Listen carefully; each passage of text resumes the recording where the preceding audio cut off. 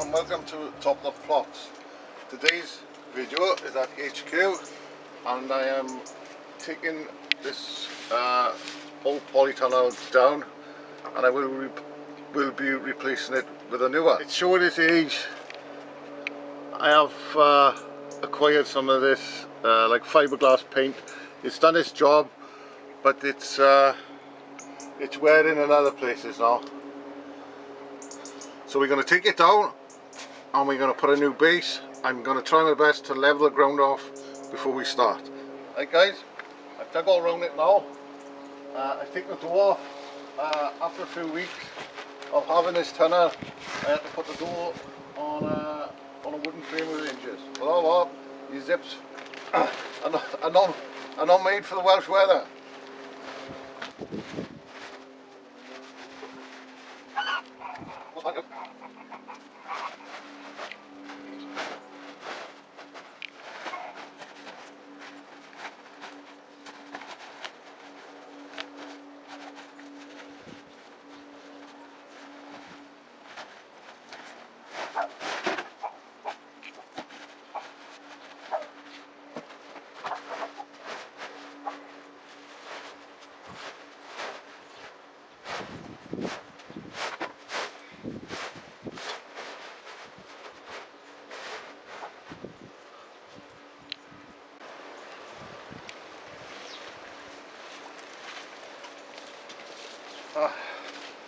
There we are. The next job now, I've got to clear the site. I've got to find somewhere now for my makeshift potting bench, all my pots and stuff. I've got to pack away all the electrics, and then I'll be digging some footings, leveling up the ground, and I will show you my new polytunnel land. I'll be putting the frame together and everything. I'll be telling you all about that. Here we are. We've done the footings now. We start to lay some blocks.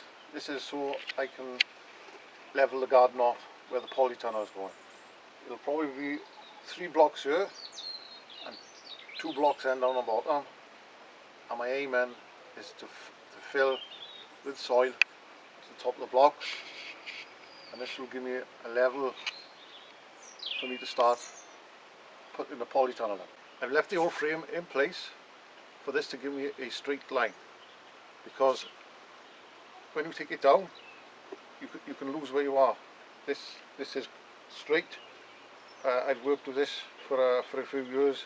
I'm happy with the setup, the way it looks in the garden. It's square from over that side. It's square at the front, but the way the garden is shaped, it's going, I don't know if you can see it, it's going out.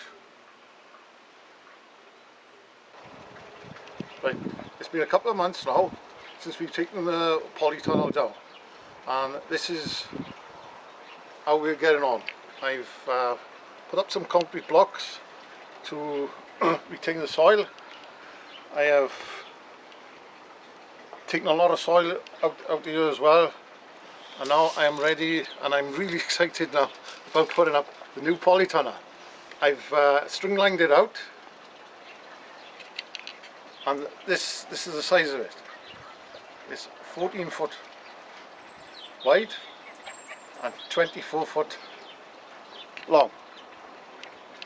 I've started putting in the corners, the foundation tubes. I haven't knocked them in all the way yet, just in case things are not square. It'd be a hell of a job to pull them back out if they're not in the right place. So I'm slowly getting on with it and making sure everything is square and in place, and it's really good. As you can see how far the ground is falling away at the front of the polytunnel. It's 2 blocks high on the bottom, 1 block high at the top, and this is giving me a level base to work up. It's very important when you put in a polytunnel up, try and keep it as level as possible. And I think I've achieved this now, and this is going to hold all the soil in. And with my measurements now, I have come off the corners down by here and corner down by here, string lined it, and using the measurements off the blocks as well. And I've got the square, as it says, a square to try and keep everything square as possible.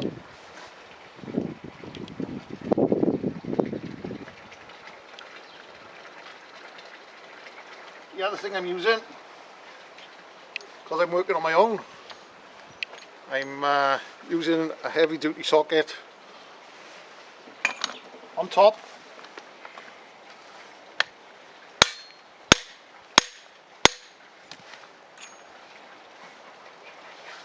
Because they do recommend in the instructions that you get a second person to hold a piece of timber on top.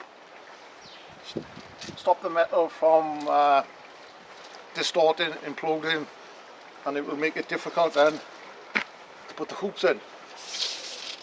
It's supposed to be 15 centimeters off the surface, off your ground.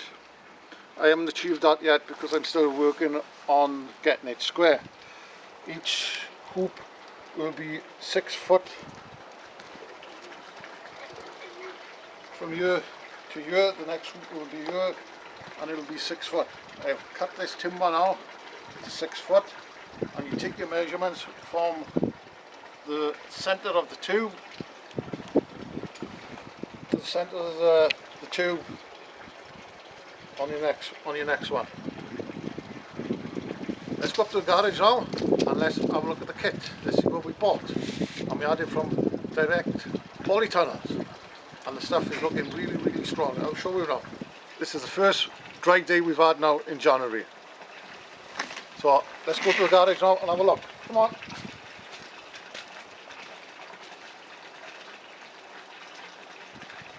Come on, do it. We bought it off Direct Polytunnels. After researching and looking at many videos on YouTube, we decided to go for this one, and we've had this in the garage now for almost 12 months because the other polytunnel was falling apart, and I was chatting to Karen, nagging her, and also watching all the videos together. We decided to come up with this one. I really like the brackets. They look really strong, and this is the kit, and we have quick delivery. That's spare tape, proper tape, hotspot tape, nice and wide. And look at these brackets, right? This is what I was impressed with. Really strong, heavy, everything is properly packed and labelled. No messing around. Look at that, brilliant. And we've got our tubes down by here. It's going to be straight sided, so we can plant quite close without knocking our heads and falling through the polythene if we fall over. And we also gone for crop bars as well.